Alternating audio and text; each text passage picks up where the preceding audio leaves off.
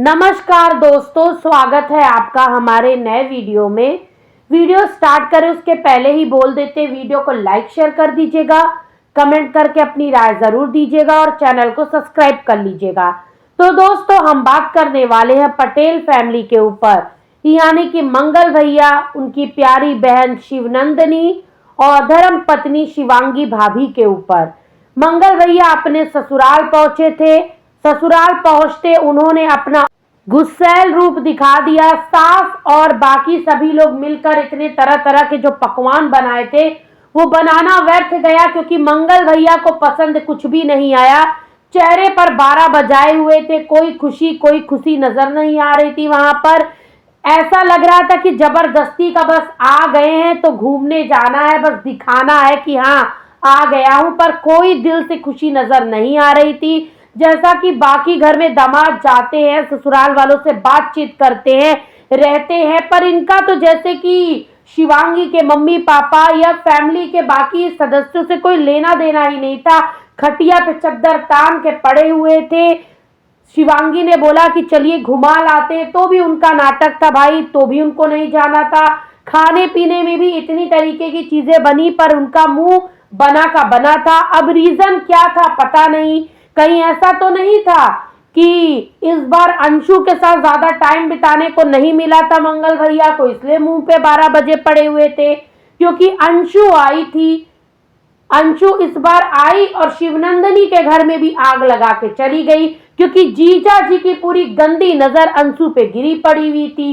मेले में शिवनंदिनी के साथ जीजा जी यानी कि शिवनंदिनी के पतिदेव को नाचने में, फोटो क्लिक करवाने में, वीडियो बनाने में दिक्कत हो रहा था, लेकिन साली साहिबा अंशु के साथ कूद कूद के नाचे हैं, खुश थे, गंदी तरीके से मुस्कान बिखेरे हुए थे और बोलते हैं कि जब अंशु रुकेगी आरती बहन के यहाँ रात में तो मैं भी रुक जाऊंगा, वरना मैं नहीं रुकूंगा। ये कौन सी बात होती है भैया? तो आप समझ जाइए, एक अंशु दोनों तरफ आग लगाई, एक मंगल भैया के साइड और एक शिवनंदिनी के पति देव गुटखा खोर के तरफ। मतलब कि हद है यार। बुढ़ऊ को शिवनंदिनी बड़ी मुश्किल से मिल गई। उस बात का धन्यवाद करने की जगह बुढ़ऊ जवान गोरी लड़की पर लाइन मार रहे थे। अपना थोपड़ा नहीं ताके हैं कि गुटखा चबौनू को अंशु भाव भी देगी या नहीं देगी। दोस्त के पति होने के नाते मुस्कुरा दी होगी, तो इनको लग गया कि भाई फ्री हो गए हैं, लाइसेंस मिल गया है। उसके बाद भैया शिवनंदिनी पे बात कर लेते हैं। शिवनंदिनी लगता ही नहीं है कि उसकी शादी हो गई है। उसको ना कपड़े पहनने के ढंग है, ना बोलने का ढंग है। मेले में भी गई तो वहां पर उसको ये नहीं समझ में आ रहा है कि वो एक घर की बहू बन गई है, जहां पे पर्दा प्रथा है, लोग सर पे पल्लू रखते हैं, कभी कभी तो गांव वगैरह में निकलो तो घूंघट कर लेते हैं। उस घर की बहू मेले में 400-500 लोगों के सामने मटक मटक कर पूरी कमर हिलाई है, वीडियो बनाई है, रील बनाई और अपलोड करी है।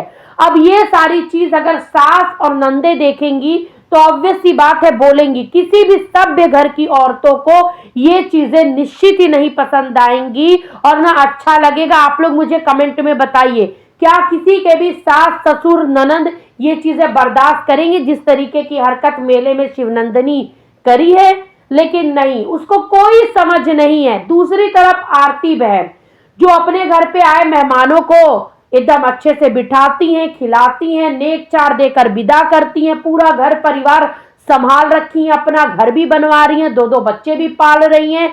तो भाई एक ही माँ की 2 बेटियां, पर बेटियां बिल्कुल डिफरेंट।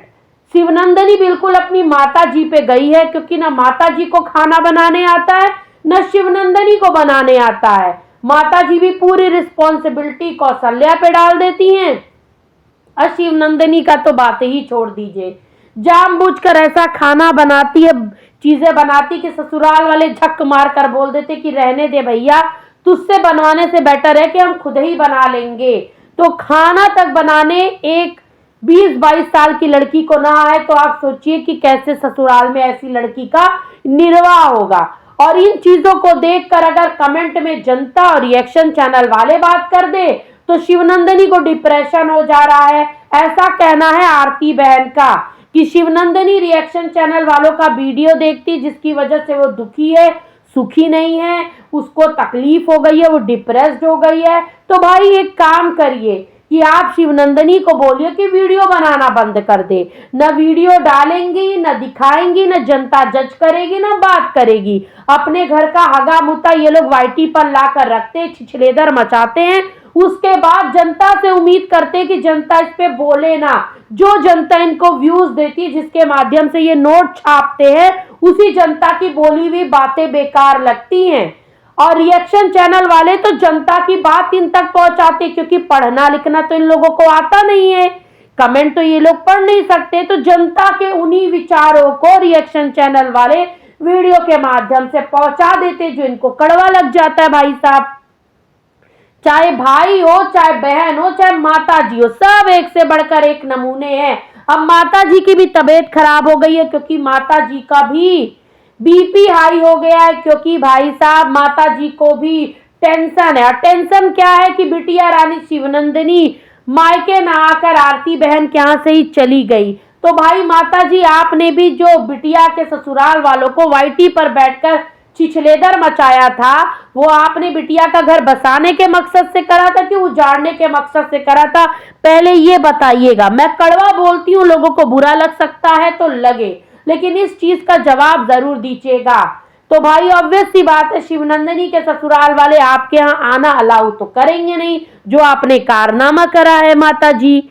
अब एक और चीज इंटरेस्टिंग पता चली है कि माता जी ने अंशु की शादी फिक्स करवाई है भाई साहब। जो अपनी बेटियों की जिंदगी बर्बाद कर दी, बूढ़े के साथ शादी कर जिंदगी बोड़ दी, वो अंशु की शादी करवा रही है। अब देखते हैं कि अंशु के लिए जो दूल्हा ढूंढी है वो जवान है कि 60 साल का बुढ़ा है। अब अंशु आई थी अपने लिए दूल्हा देखने के लिए। हम सुने हैं माँ बाप जाते हैं रिश्ता देखने, पहली बार देखे जहां पे लड़की पहले पहुंच गई लड़के को देखने।